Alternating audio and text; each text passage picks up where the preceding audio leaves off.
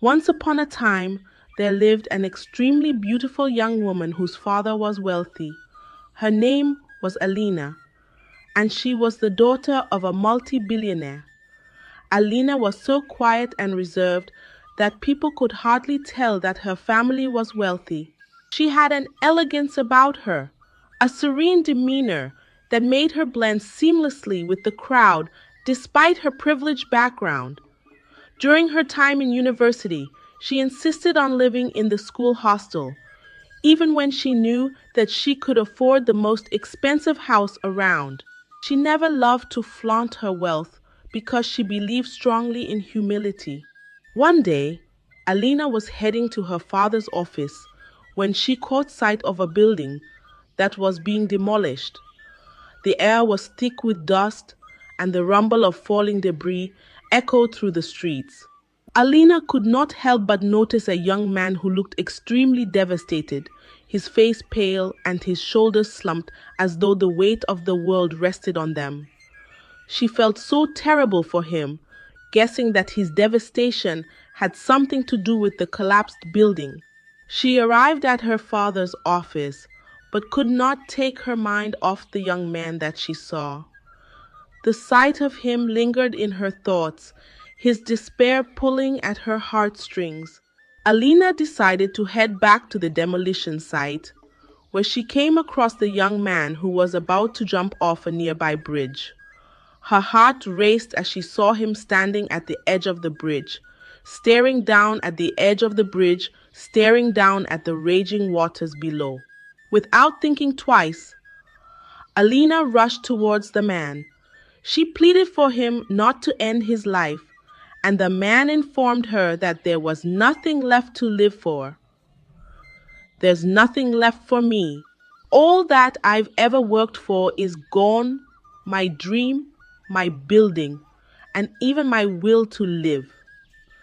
His voice was hoarse, barely audible above the sound of the rushing water. Alina stepped closer, her voice soft but firm. Ending your life won't solve anything. I don't know your story, but I know that you're worth more than this moment. For a long while, the young man stared at her, but something in Alina's eyes, a mix of compassion and strength, stopped him from taking the final step.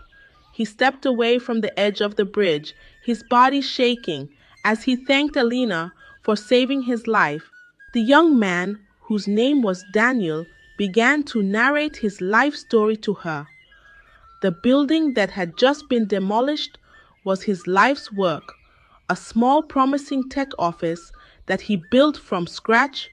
A court dispute over land ownership had led to its demolition, and just like that, Daniel's dreams were reduced to rubble. Alina listened intently as he poured out his heart to her. She could not believe what he had been through and decided to help. Alina introduced Daniel to her father, who agreed to help him out. Her father's office, with its sprawling glass walls and sophisticated decor, became a beacon of hope for Daniel. Daniel could not believe how life had decided to smile down at him. His tech startup took off again, and not long afterward, investors began to pour in, and his small dream transformed into a bustling empire. Daniel couldn't believe how his life had transformed, from standing on the edge of a bridge to leading meetings in glass world conference rooms. Alina stood by his side every step of the way, encouraging him and offering a quiet strength that he had come to rely on. In the midst of his success, Daniel began to develop feelings for Alina. They spent time together and soon became an item. One day, while Alina and Daniel were walking out of the cinema, a beautiful young woman walked up to him to introduce herself. Her name was Sophia, and she was tall, elegant, and carried herself with an air of superiority. Her makeup was flawless, and her designer outfits screamed wealth and privilege. She walked straight to Daniel and extended her perfectly manicured hand. "Hello, Daniel. I'm Sophia. she said with a smile on her face. Daniel hesitated before shaking her hand, his mind wondering who she was. "Do I know you?" he asked as Sophia laughed softly, ignoring Alina, who was standing next to him. She ignored Alina completely, acting as though she was invisible. "Not yet, but soon you'll get to know me. I've been following your company's success, and I must say that I'm very impressed. I think we have a lot to discuss over dinner, perhaps," she asked Daniel as she handed him her phone to input his number. Daniel, still reeling in shock, gave Sophia his number as she promised to give him a call. Alina, who was standing there all along, could feel her chest tighten. Sophia's blatant disregard for her presence was not just disrespectful, it felt like an insult to her very existence. But Alina kept her composure, trying so hard not to create a scene in public. They walked to the car, and Alina remained quiet. Daniel could not help but notice her silence. He reached out for her hand and asked if she was fine. Alina forced a smile. "I'm fine, Daniel. I just don't feel comfortable with her.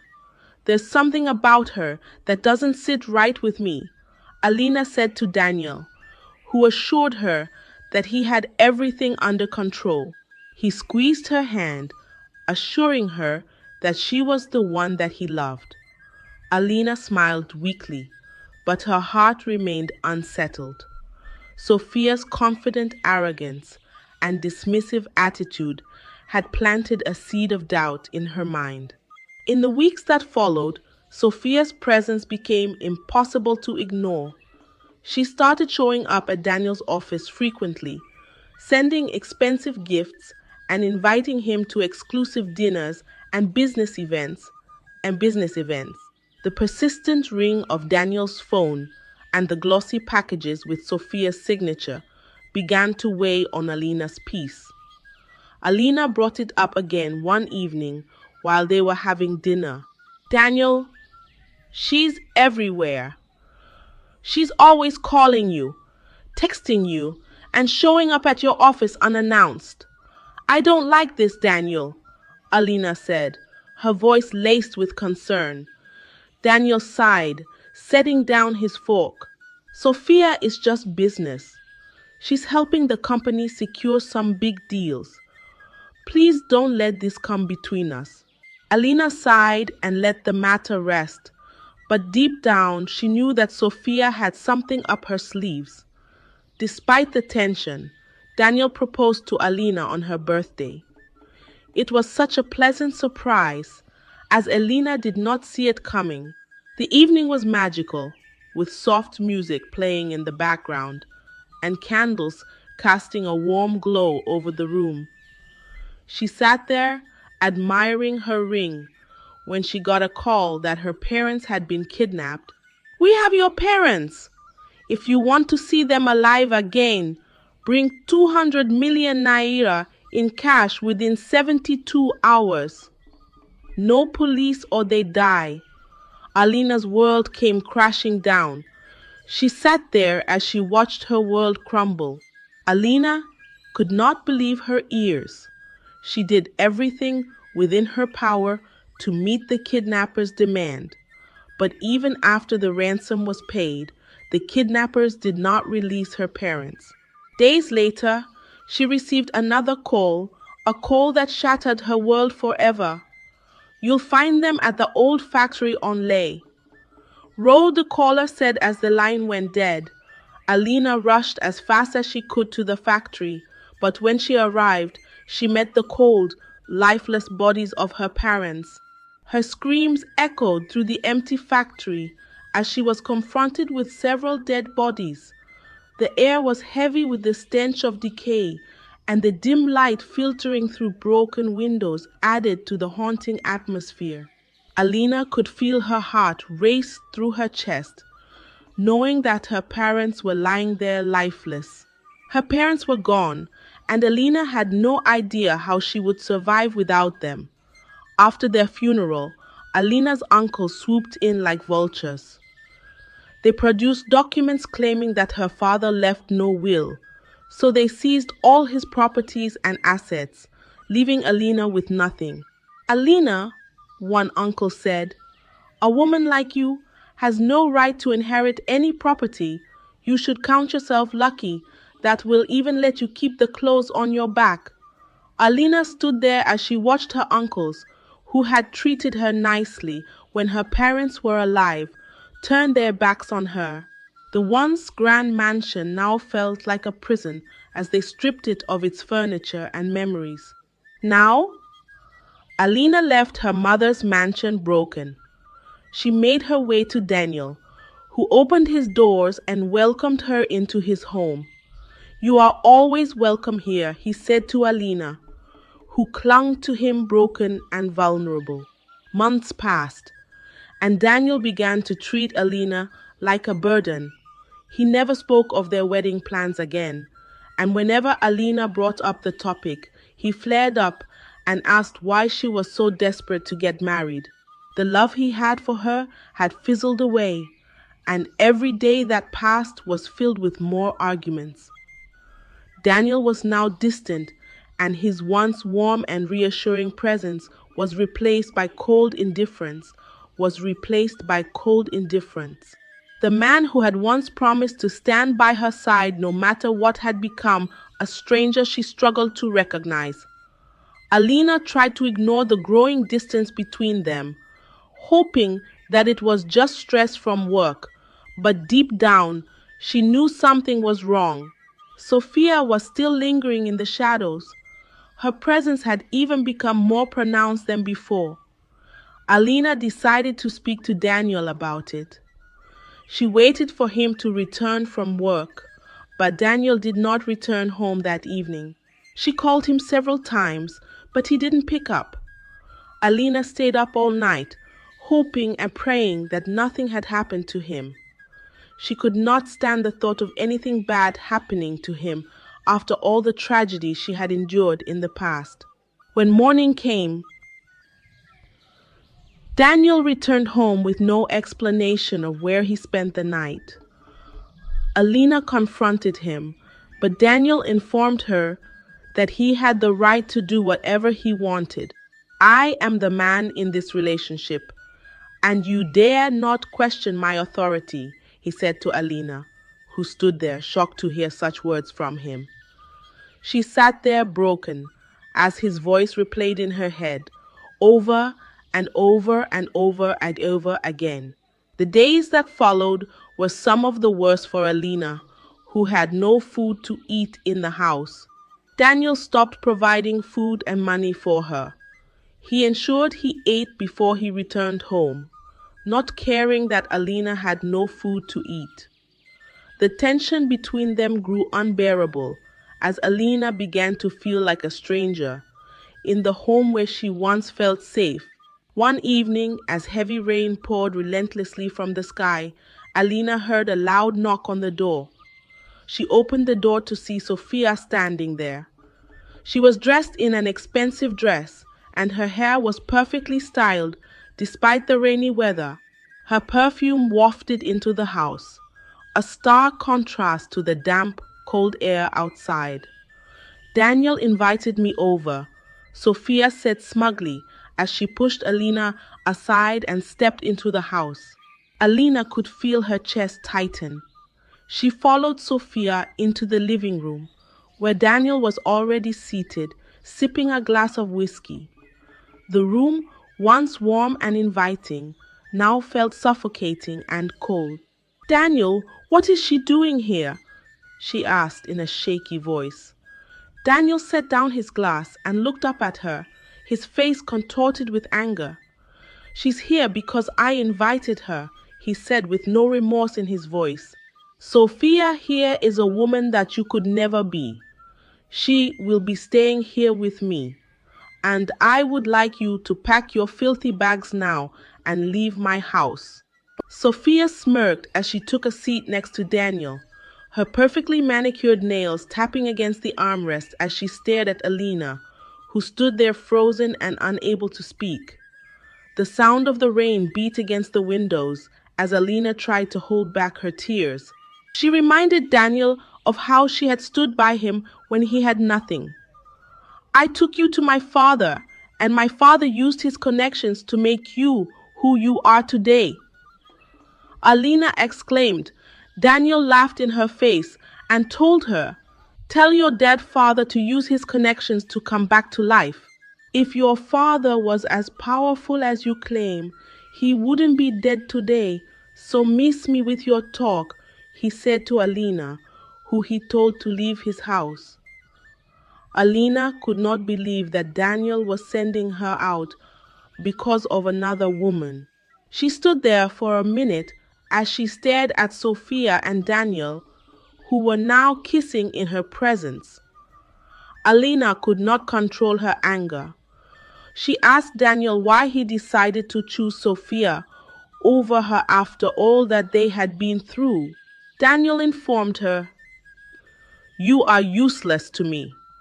Without your father, you are nothing but a liability to me. What would I be doing with a woman who relies on me for everything?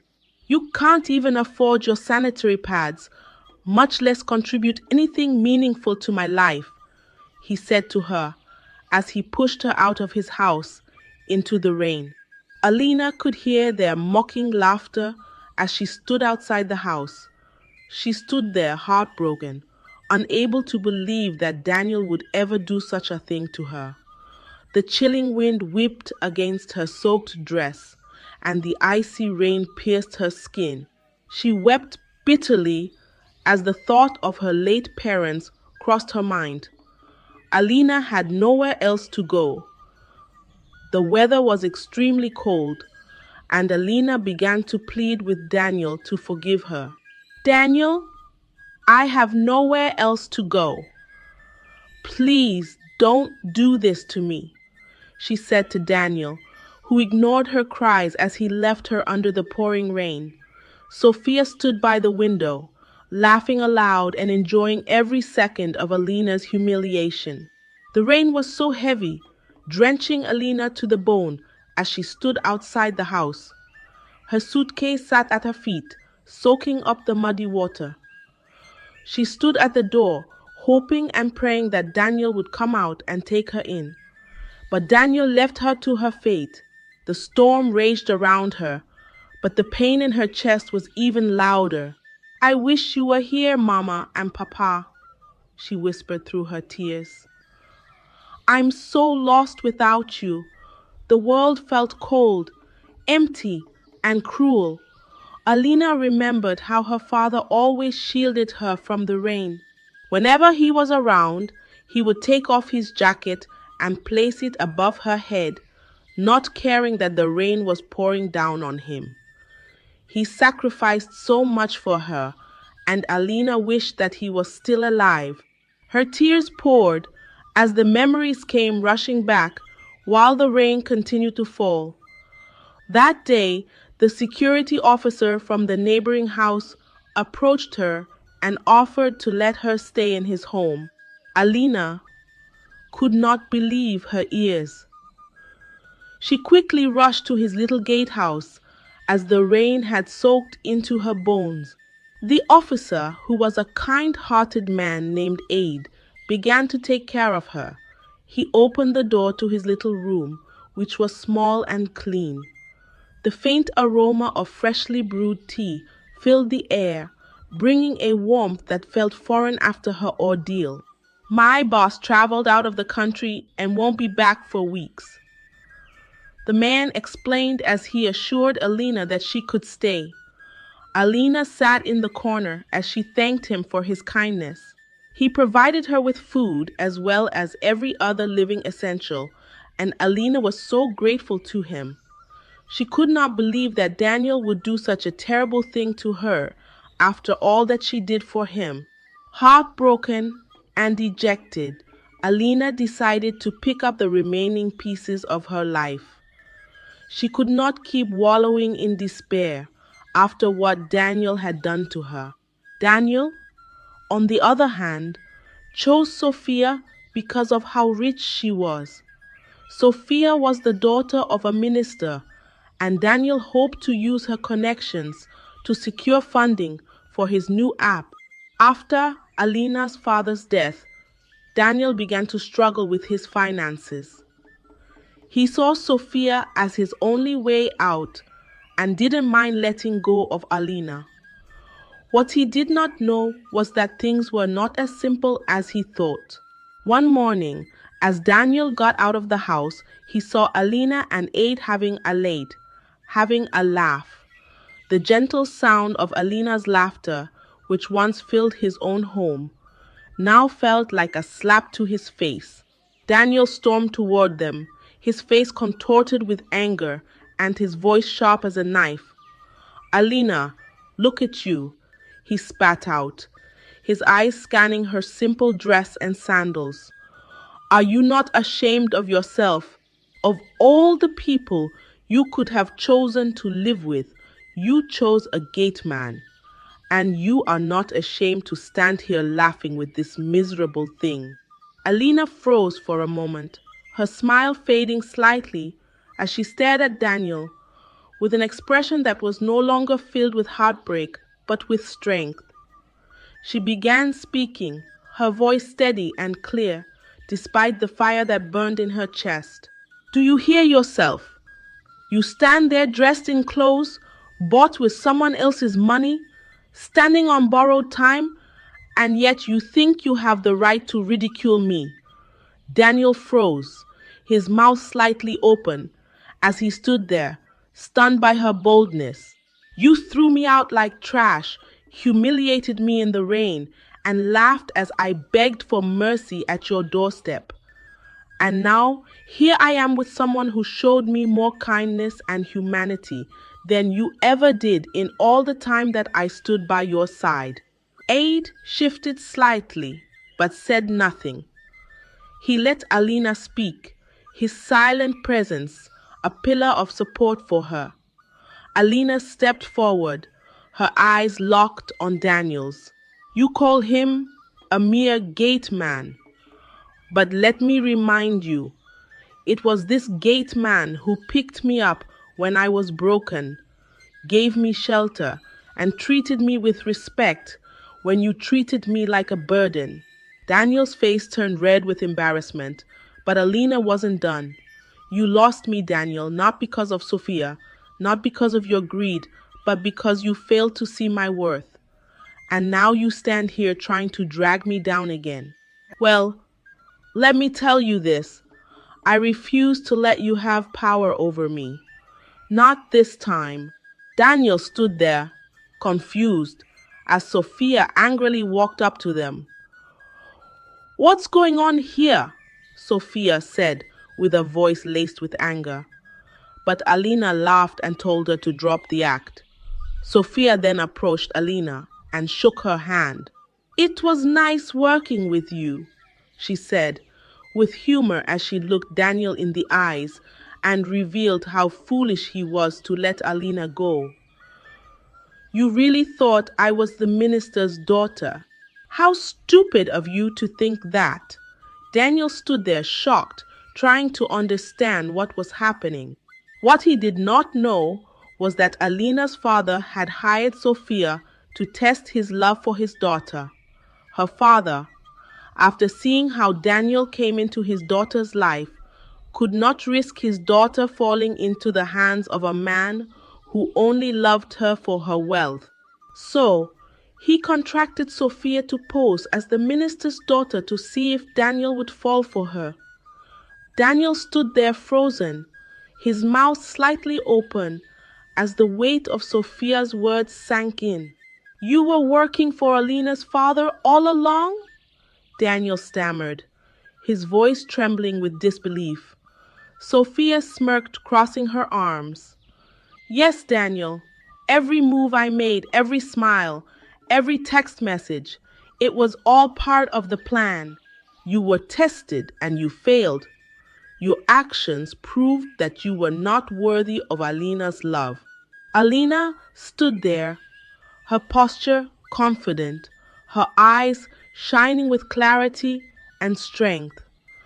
"My father loved me too much to let me fall into the hands of a man who would trade me for a few coins and political favors. Everything, the test, the betrayal, was all planned. Daniel buckled as he stepped backward. However, Alina had not lost everything to her uncles, as Daniel had thought. Her father had left a will, but Alina kept this fact hidden, knowing that her uncles, who tried to claim her father's wealth, would cause trouble. She only gave them access to a small portion of his wealth just to achieve her goal. Alina was still in possession of everything that her father ever owned, as her father's will gave her possession of all his wealth. Daniel's face turned pale as the weight of Alina's words settled over him. The realization that he had been nothing more than a pawn in a carefully orchestrated plan hit him like a sledgehammer. As they stood there, Ade, who had quietly watched the whole thing play out, stepped forward and approached Alina. He handed her a small envelope containing photos that showed Daniel's involvement in her parents' kidnap and death. Alina could not believe her eyes. Her hands trembled as she flipped through the photos. Each image painted a horrifying story. Daniel speaking with the kidnappers, exchanging documents, and handing over details that could have only come from someone close to their family. Her knees felt weak, but she tried so hard to hold herself together. "You were involved in my parents' death?" Alina's voice wavered, her eyes brimming with unshed tears. Daniel stuttered, stepping back, his face pale. "Alina, it's not what it looks like. I didn't mean for it to go that far. Stop!" Alina's voice cracked like thunder. "You betrayed my family. You betrayed me. And you caused the death of my parents. All for money." Daniel dropped to his knees, his hands clasped together. "Alina, please! I was desperate. I was drowning in debt. I didn't want them dead. I just wanted the money. But along the line, they tried to escape. And we were shocked." Daniel stammered. "No more lies, Daniel," Ada cut in, his voice cold and authoritative. "We have enough evidence to prove that you wanted to kill them so as to marry their daughter and take over all that her father ever owned. The photos, the call logs, the money transfers, it's all there." Alina turned away from Daniel, her heart shattering into a million pieces all over again. Ad pulled out his phone and signaled to the team waiting nearby. Moments later, police cars screeched to a halt outside the house. An officer stormed in, handcuffing Daniel as he wailed and pleaded for mercy. "Alina, please, Alina. Please, Alina, forgive me." Daniel screamed as the officers dragged him away.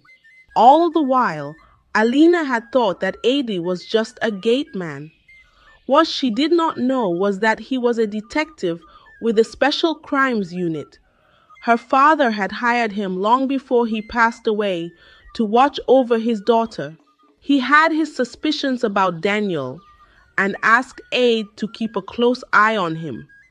Adi's small gatehouse, which had seemed humble, was filled with files and evidence meticulously gathered over the years.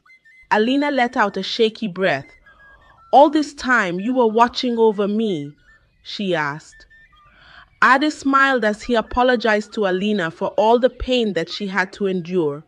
"We needed to gather solid evidence to bring Daniel to justice. That's why I kept my identity hidden for this long."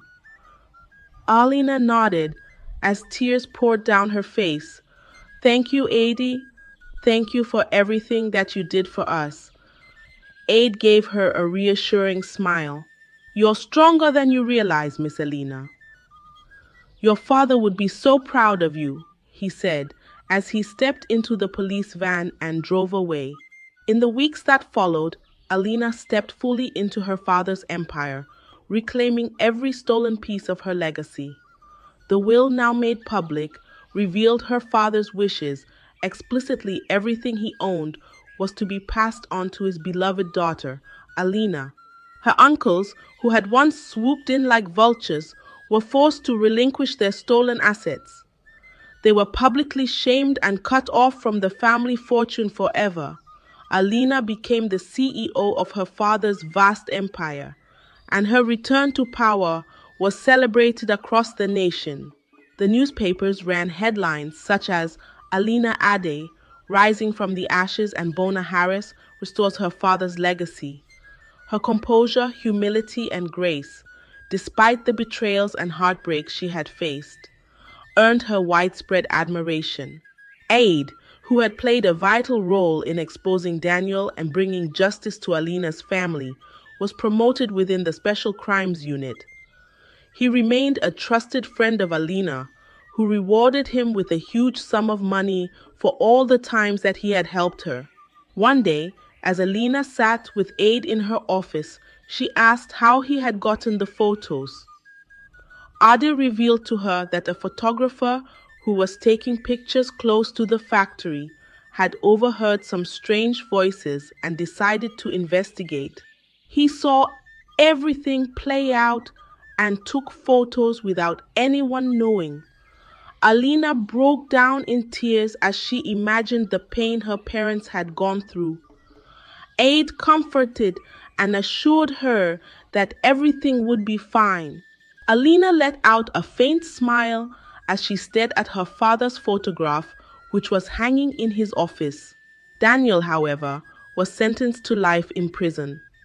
He lived the remainder of his life in regret and wished that he had never allowed greed to take control of his life.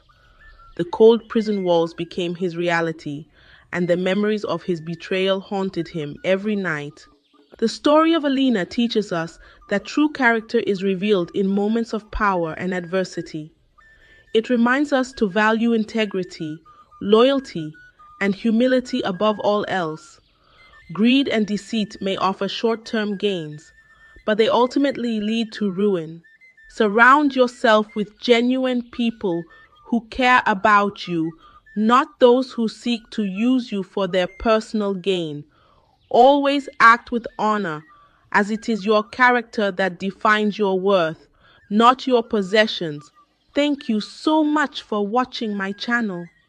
I hope this story and its lesson have touched your heart and made you reflect on the importance of staying true to yourself and those who truly care for you. Don't forget to like, share, and subscribe to my channel for more interesting and inspiring stories. Stay tuned for our next video. There's so much more to explore together. See you soon. The presence of Ngozi, Ken's sister, became a thorn in Lucy's flesh. She constantly lied against her and reported that to her mom and sisters. They would gossip and laugh at Lucy, their voices carrying an undertone of malice, and then plan on what next to do to humiliate her. Though Ngozi and her sisters were married, they usually visited Ken's house regularly, dressed in bright, flashy outfits, just to humiliate Lucy. Ngozi would lie against Lucy, and when Ken returned, he didn't bother to hear or listen to Lucy's side of the story, but he would beat her up. One hot afternoon, while Ken was at work and Lucy was washing the dishes, Ngozi took the pot of food Lucy had prepared for Ken and poured it on the floor. The aroma of freshly cooked stew mixed bitterly with the smell of her cruelty. She knew it was almost time for Ken to return, so she did it because she knew Ken would beat her up if he returned, and didn't see his food ready at the dining table.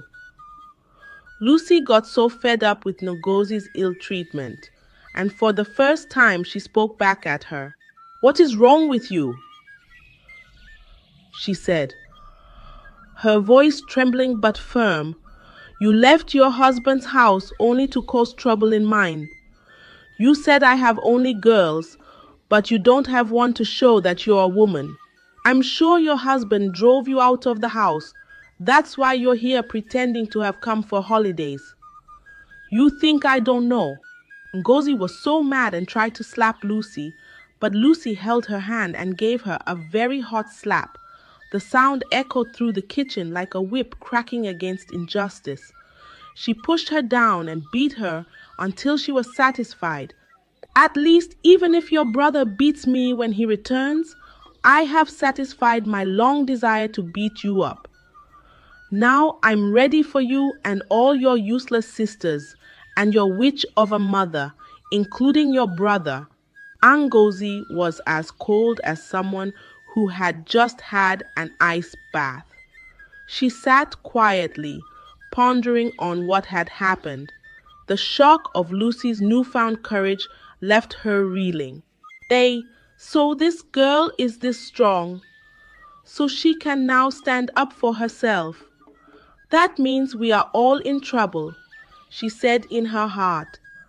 After the beating she received, she couldn't give a situation report to her mom and sisters as usual. She never expected what she saw. When Ken returned, just as expected, he tried to beat Lucy after Ngozi had lied to him. But she said, "If you try it, I'll pack my things and leave with my kids, and you will never see us. Don't think I'll return to the village. I will be in the city, and I will survive, and you will suffer, because I will curse you." Ken's hand immediately dropped like a branch of a tree that had been felled down by an ancient saw. He was speechless. The veins on his forehead, which usually bulged when he was angry, softened. This girl has been talking to someone, and who could that be? He said. He had never seen her in that fashion. Lucy had been saving some money in a monthly contribution which she would collect at the end of the year. She wanted to use the money for a building project. It was a lot of money. The woman who she does the savings with usually comes on a monthly basis to collect the money. She had previously advised Ken about his behavior towards his wife, but he wouldn't listen. Ken talked so much about his savings for the building project. He made a lot of noise about it. The woman often advised him to keep it to himself. "Don't let anyone know, including your sisters and your mom." "How dare you talk about my mom and sisters in that manner? Are you mad?" "I know what I'm saying," Lucy insisted. "They don't love you as much as you think. If they love you, they will advise you to work on your marriage and not tear it down themselves. I saw them doing something terrible to you in my dreams." But Ken didn't believe her. Rather, he dismissed her. "Leave my presence this minute," he said. When Ngozi found out about the money, she quickly called her mom and told her. The next day, Ngozi traveled to the village to see her mom. Her sisters were already there. They started planning on how to get the money. "How do we get the money? We need to do something to him so that when he is out of the way, we can collect the money from the savings woman." "So, how do we get him out of the way?" Ngozi asked. "Let's kill him," Mama Ken said. The girls shouted, "Mom," in shock at what their mom had said. "How can you even think of killing your own son?" "Shut up! Who told you he's my son?" "What do you mean? Is he not our brother?" "No, he's not. I was at the risk of losing my marriage because of a male child. After giving birth to 2 daughters, that is, your elder sisters, I was told by my in-laws that if I gave birth to another female, I would be sent out of the house. I had to come up with a plan. I had an arrangement with a nurse to help me scout for a newborn male child that I could buy. So she met a very poor woman who was pregnant with twins, and she arranged to buy one of her babies for an agreed amount of money. When the nurse told me about the woman, I was very happy. I was pregnant at about the same time as the woman, and I was carrying another female child. Just 3 days after the woman gave birth, I also had my third girl. But unfortunately, she died. The son I bought was brought in place of my late child. Your father never had problems with me giving birth to girls, but his family was a thorn in my flesh. When your father returned from his trip and saw his son, he was very happy. His family then accepted me, even though I gave birth to another female. You. But the headache wasn't that much anymore because they had seen a male child.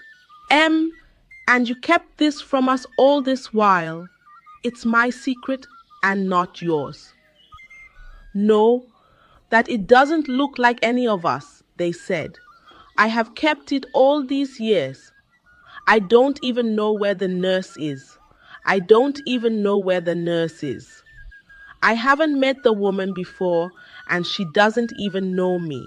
I only sent the money, so my secret had been pretty safe. I don't want anyone to know about this. Ah, Mama, don't you trust us?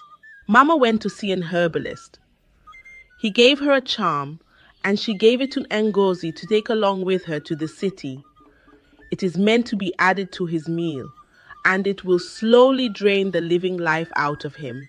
The next day, Ngozi prepared Ken's food by herself and added the substance. After 3 days, Ken started feeling feverish. He was tired and couldn't go to work. After a week, it became severe. Ngozi gave a situation report to her mom and sisters about the current condition of him, and they were very happy as they spoke on the phone. Mama Ken called Ken and told him to come to the village so she could take care of him by herself.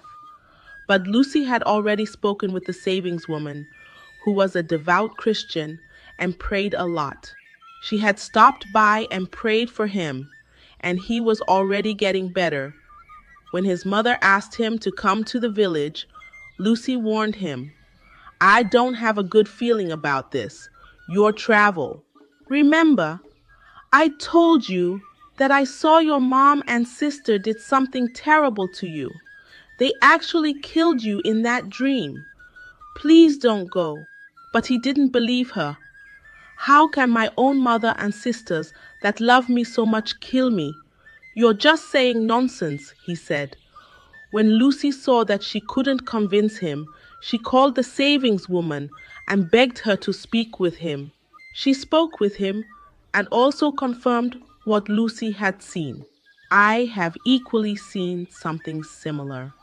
Please, I too don't have a good feeling about this, your travel. But he didn't listen. 2 days later, Ken went to the village, and his health, that was already getting better, became worse because Mama Ken cooked with the substance for him. Ken's father had died at the age of 75 and had been buried, so there was really no one to stop them. They wanted to take everything he had, including the savings money and the furniture company, and then send Lucy and her kids away empty. 7 days later, Ken died. Lucy and her daughters were summoned to the village before the elders and Ken's kinsmen. Her mother and sisters-in-law had accused her of poisoning her husband and sending him to the village to die.